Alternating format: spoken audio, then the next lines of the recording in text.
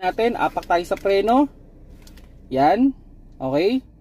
Then, dahan-dahan nating ilagay sa drive.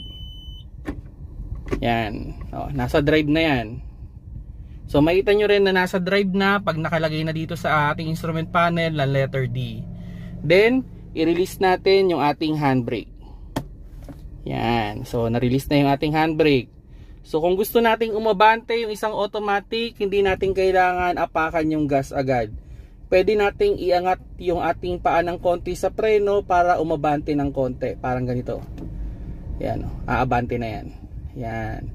Kung gusto nating bumilis, pwede nating tanggalin yung paa natin sa preno, then umapak tayo sa gas. Parang ganito. Yan. Okay, so preno natin. Yan o. So demo natin ulit. Tatanggalin ko yung paa ko sa preno. Kung gusto kong bumilis, apak sa gas. Yan. Okay, preno ulit. Now, paano nga ba mag-off, no? Or halimbawa ito, nasa traffic light, gusto ninyong tumigil muna, tanggalin yung paa ninyo sa brake kasi nakakapagod naman yan. So, ganito lang. So, halimbawa, lagay mo sa neutral. Okay? Handbrake. Pwede mong tanggalin yung paa mo sa preno. Then, hindi na yan aabante or aatras kasi naka-handbrake ka na. Okay, now, paano naman kung magre-reverse? So, sa pagre-reverse, apak ulit sa preno. Okay? Ilagay sa R. Okay? And tanggalin yung handbrake.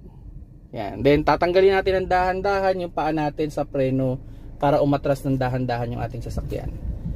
Okay? So, ano natin, stop. Okay, preno lang. Then pwede nating ilagay yan sa neutral. Okay, then handbrake. Yan. Okay. So now, paano nga ba magpapatay? O paano nga ba kung ipaparada na natin ng isang automatic? Ano yung gagawin? Okay. So, sa pagpaparada ng isang automatic, kailangan natin yang ilagay sa apak muna tayo sa preno. Okay? Then, lagay natin sa park. Yan. Then, engage natin yung ating handbrake. Then, pwede na nating tanggalin yung paa natin sa preno. Then, pwede na nating patayin yung ating makina. Siguraduhin muna natin na nasa park. Okay?